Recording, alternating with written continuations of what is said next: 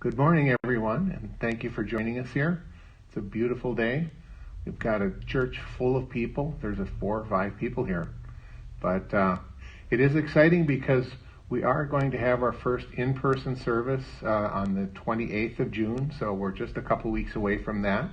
We'll have plenty of rules for social distancing and hand sanitizers and that kind of thing. So if you feel comfortable, please think about coming back to church. We will continue to do our virtual broadcast, so if you would prefer to attend church in the comfort of your own home, please continue to do that as well. I'm Kevin Reger, and I'll be giving the lesson today, and I'll also be singing some songs. But I'd like to get started with our statement of faith. There is only one presence and one power in the universe and in my life, God the good, omnipotent. And here's our affirmation for Unity Center. Thank you, God, that we have come to this place to release the past, celebrate the present, and embrace the future in love, peace, harmony, and prosperity. Now, I'd like to bring Linda up to read the Daily Word, and she has a short announcement about a group of visitors that are coming next week. Good morning. Thank you, Kevin. Today, the word is divine order.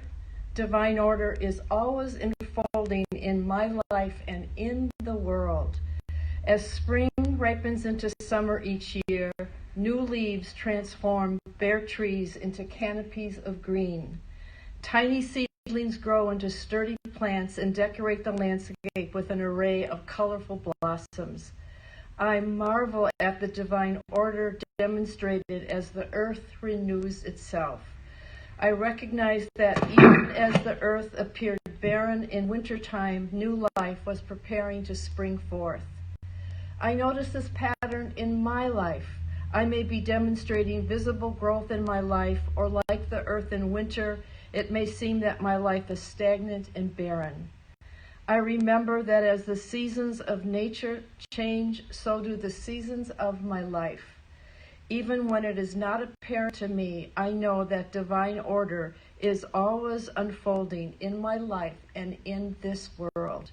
And from Mark, the earth produces of itself first the stalk, then the head, then the full grain in the head. And so my brief announcement is just a reminder that this week we are having some visitors from Unity Church in Bloomington. It's a group of cyclists, youth, and some adults with a sag wagon. And all they've asked is to be able to land here on Tuesday night. They're going to bring all their food, their sleeping bags, everything they need, and sleep on the floor here. And then they'll depart by 7 the following morning, saying they're going to leave our place look better than when they arrived. So it's called the Disciples group, and they're biking 1,400 miles around the Great Lakes. So we are happy to share our space with them, and you can look up more information about them on their website. Thank you all.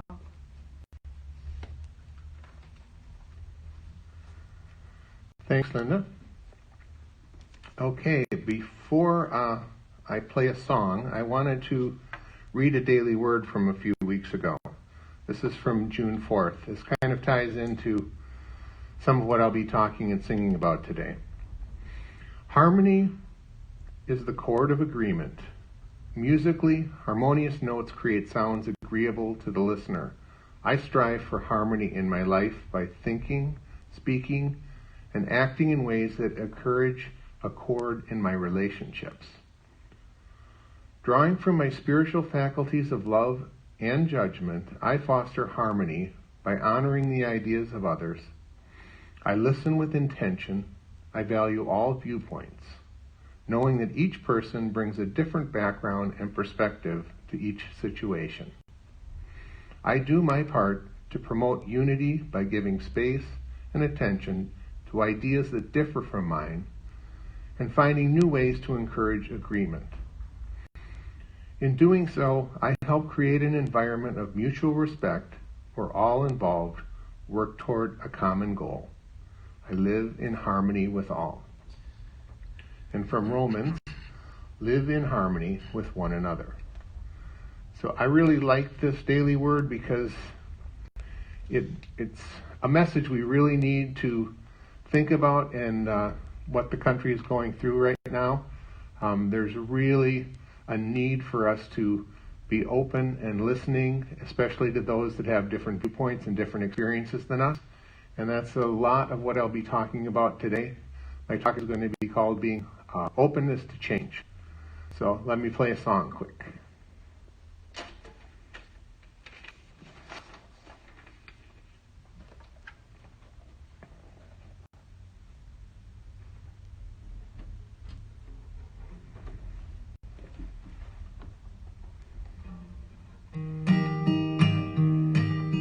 Some folks don't have much to spend. Some folks, they have money. Some folks have religion. Some folks don't have any. But every life experience, it helps us form a view of what is good, what is false or true. Some folks love the city. Some folks love the town. Some folks love the country. No one else around. Each place shapes how we relate, the reality we view. How I see myself and how I see each of you. But what I know is right is capital R right. And what I know is wrong must be a sin. So I spend my whole life trying to root out what is wrong, warning all those poor misguideds of the mess that they are in. For I know that I am right when I feel my anger rise. No need to analyze it, I just hop on and ride. I can hold my opinions of what I know is right, and I see the world as simply black and white. Some folks lack opportunity, some suffer great injustice. When skin tone equals lack of rights, it's time we must correct this. It's time for us to play our part, to educate each other. We must work for justice now for our sisters and our brothers. But what kind of a world do we truly want to see? One filled with division, or one of harmony? We can choose to see one family, or choose to see the other. Cain or Abel, we just choose our favorite brother. With members of your family, we may not see eye to eye, but because we know their story, usually we try. At worst, we try to live and just let live. At best, we find our strength and we forgive. Our comprehension's limited and small. We can never hope to understand it all. So we can choose to see one family or choose to see the other. Cain or Abel, we just choose our favorite brother. Yes, we can choose to see one family, choose to see the other. Cain or Abel, we just choose our favorite brother. Thanks. So, let me grab my notes.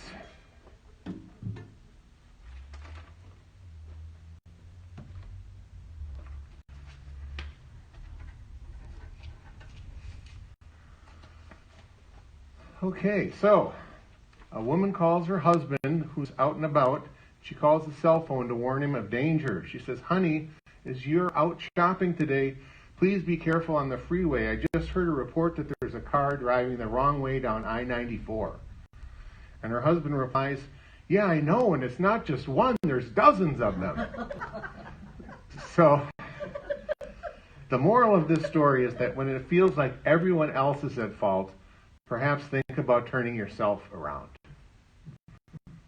So, okay. So I'd like to read some information from a very interesting book called Blind Spot, The Hidden Biases of Good People. It's a book by Mazarin Banaji and Anthony Greenwald. I think it's about 6 or 7 years old, but it's a very interesting book, and it's very timely right now. So, did you know that all vertebrates have a blind spot in the center of their eye? We can't really see this except for one specific case. If we look at an object in front of us and we close one eye and we move that object closer and closer and closer to our face, when we get about 6 inches away, there's a tiny spot in the center of the eye where the whatever you were looking at will just disappear. So, but the interesting thing about this is that you don't see a blank spot. What your mind does is it fills in that blank space with whatever was around it on the edges. So it still makes total sense to you, but if you knew that, like, there was a little tiny X in the center of a box and that X disappeared, you knew that it's gone, but just looking at it normally, that it just looks like you're seeing the complete picture.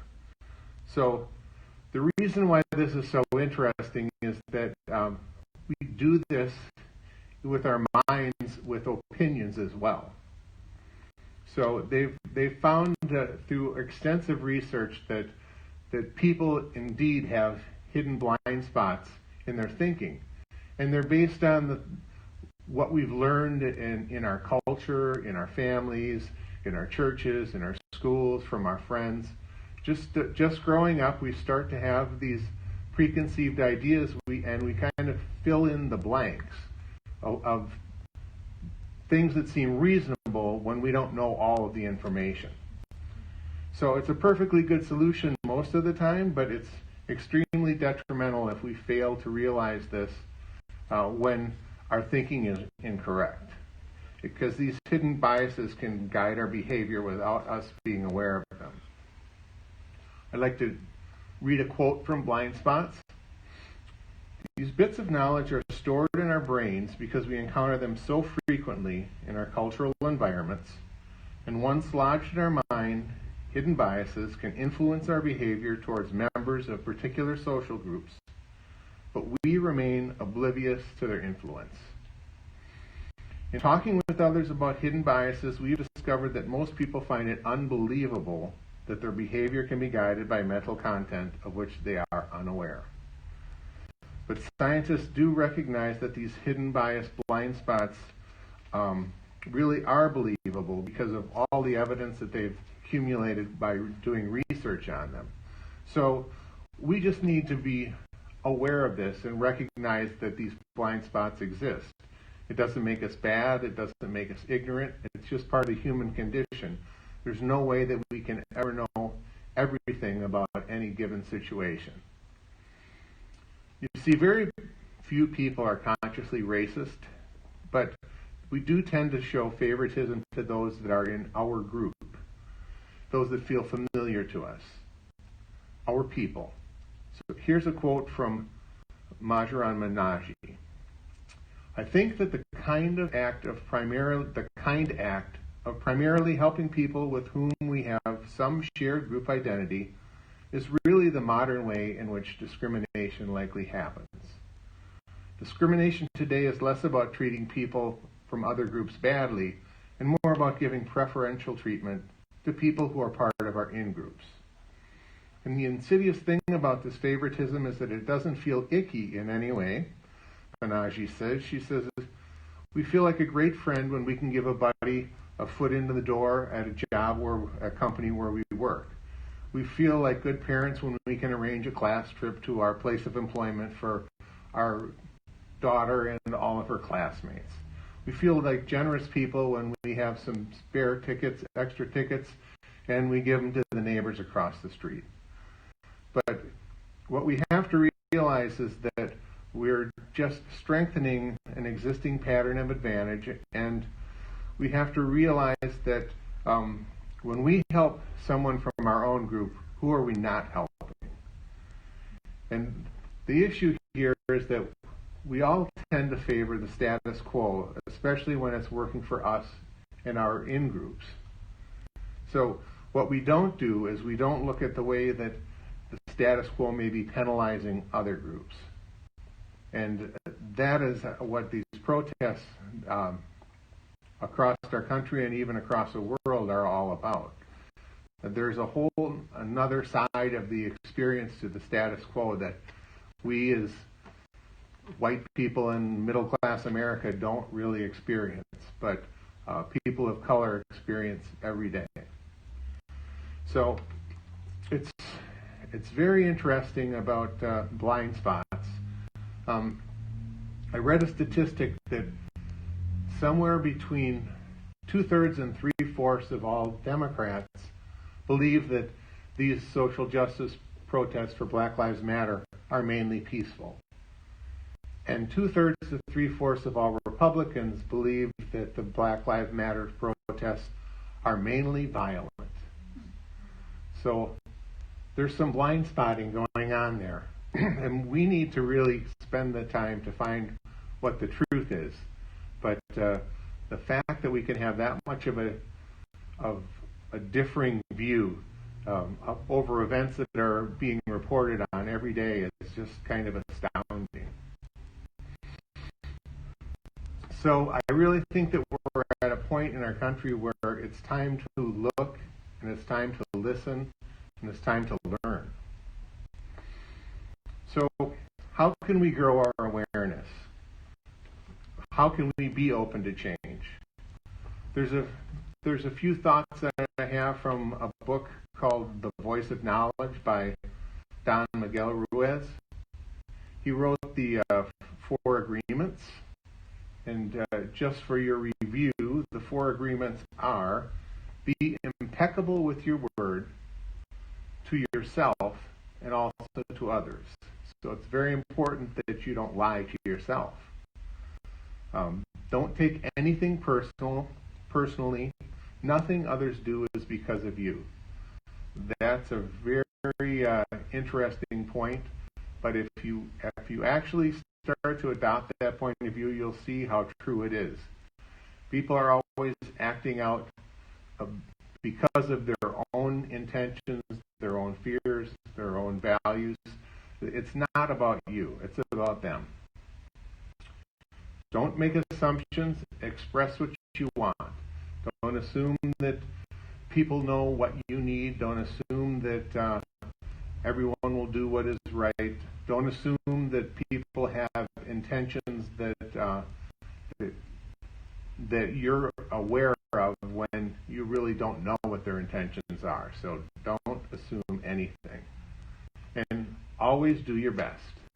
And your best can differ from day to day depending on your energy level and your stress level and your health level. But always do your best, and you don't have any need to berate yourself. So the Voice of Knowledge builds on the 4 agreements, and it talks about how we can be open to change. The first thing is that we have to really be able to listen. And we need to listen to our bodies because we react with emotion. That whole line in the song about when my anger rises, we need to be paying attention to that and try to understand it, not just let it control us. Also, listen to nature and make sure that you listen to those people that you encounter. When your body reacts with fear or anger or impatience, you may be reacting out of pure emotion and not logic. Remember, your beliefs are not you, and you are not threatened if someone doesn't share the same belief that you do. I mean, that's a very important point to have. We don't have to have everyone agree with us. We just need to be understanding of our own beliefs. So when we do encounter beliefs that are different than ours, we want to try to suspend judgment until we've thoroughly listened. We, we can't listen if we're convinced that we already know the answer. So remember that we do have blind spots based on our own life experience, but our life experience shapes our beliefs very differently than others' life experience shapes theirs. Don't assume you know the truth about anything. Well, or especially everything. Question things. Don't be afraid to change your beliefs. And, one of the most exciting things we can do is listen to another point of view and actually change our understandings. The other thing is, again, just make sure that you can emotionally detach yourself from your beliefs. They're what you believe today, but they may not be what you believe tomorrow. So they don't have to be everyone else's beliefs either. So we have a responsibility to continue to form those beliefs and reform those beliefs as we go through life. But you can't do it for someone else. And don't let others do it for you. So remember, when someone questions your beliefs, they are not threatening you, because you are not your beliefs. We tell ourselves stories about what's true about ourselves and what's true about the world. And if we're honest with ourselves, most of us only know ourselves a teensy bit. So, let alone understanding the way the whole world works, we need to detach from our beliefs and allow ourselves to listen and learn to grow.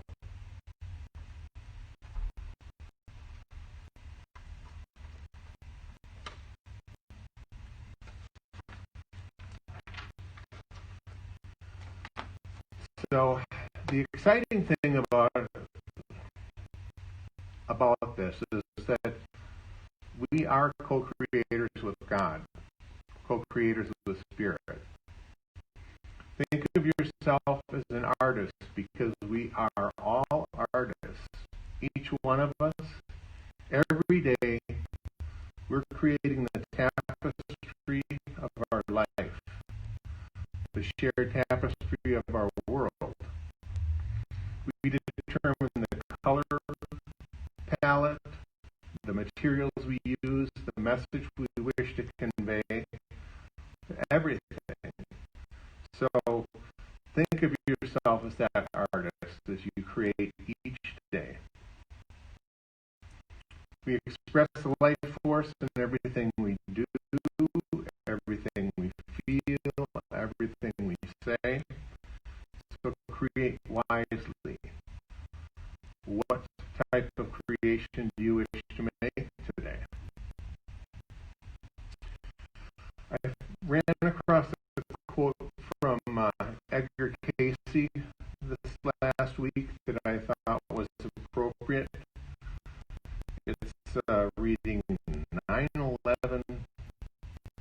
It says, each act, each thought of each body adds to the bringing about of God's kingdom in the earth, or adds to that which prevents it from manifesting in this world. So that's each act and each thought of each of us. So that's a lot of power we have.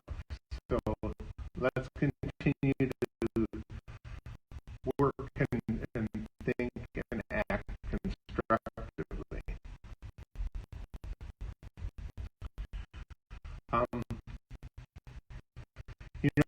Sometimes our next creation needs to be open to inspiration.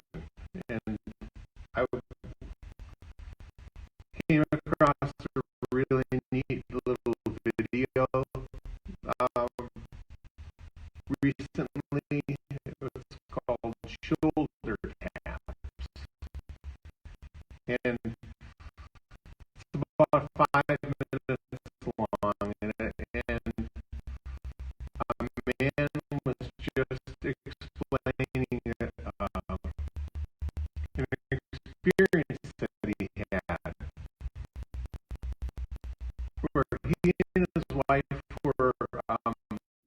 sitting in a restaurant, and he noticed that there was an older woman that was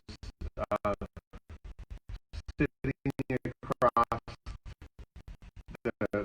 the restaurant at a table, and before long she was joined by younger people, which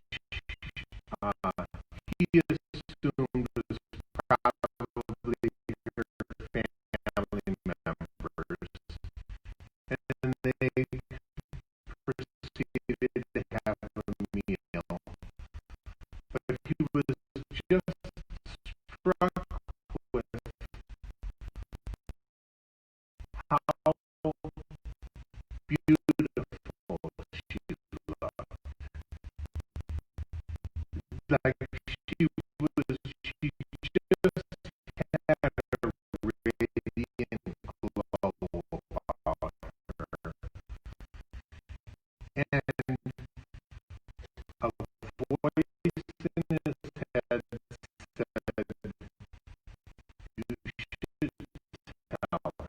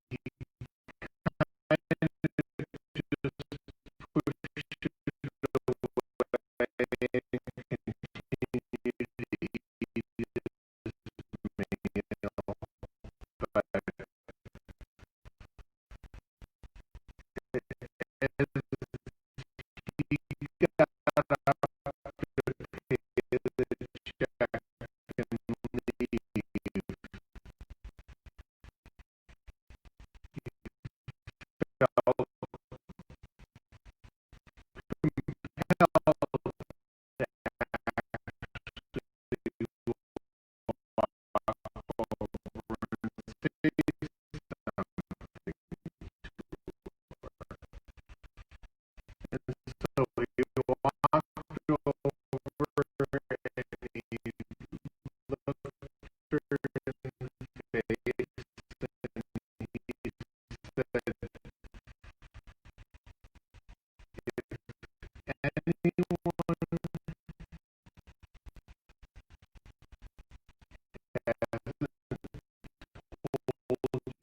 you yet, I want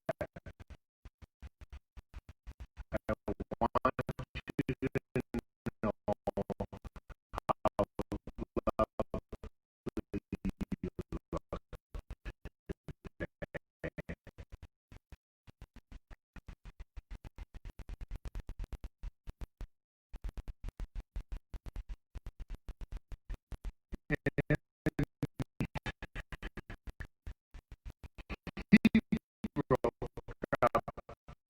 because she said,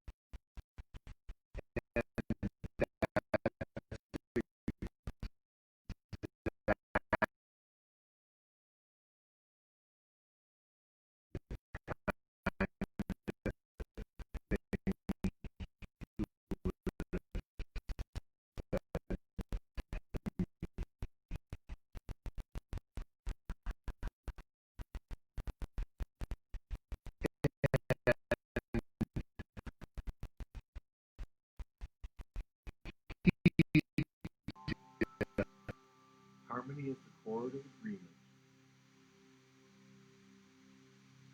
Harmonious notes create sounds agreeable to the listener. And I strive for harmony in my life. By thinking, by speaking, by acting in ways that encourage accord in all my relationships.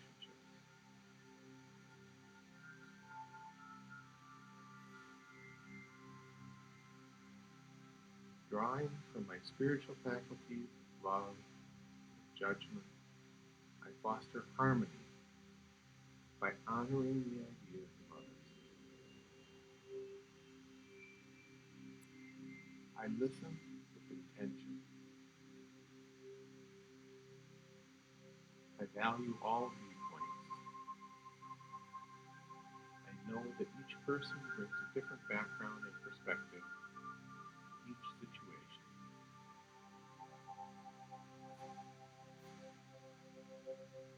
I do my part to promote unity by giving space and attention to ideas that differ from mine and finding new ways to encourage agreement. In doing so, I help create an environment of mutual respect where all involved work towards a common goal. I live in harmony with all.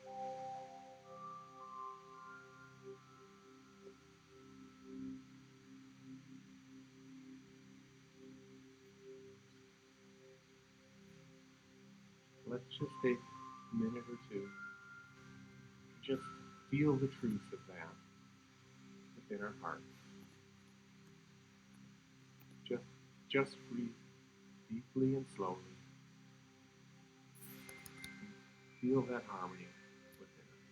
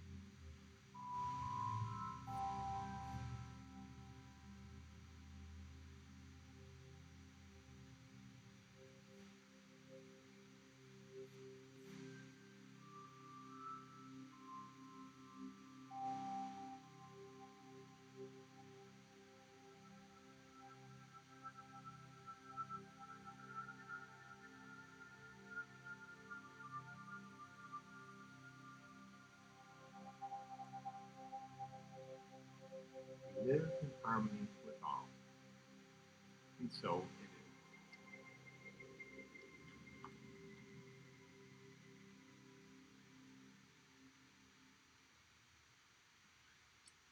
All right. So now is the time during our service where we offer up our gifts, and we'll have the information online that you can see that as well. Remember, we're still keeping the lights on and paying the electric bill, um, paying salaries, all those things. So we still do have expenses, and also we're about to reopen, so that's all exciting news. So look for more information in the weekly e-blast before our opening on June 28th, but it is right around the corner for those of you who will feel comfortable returning to church and social distancing while you do so. So let's offer up our gifts and say our offering prayer. There is no lack or limitation. Freely I give and freely I receive from God.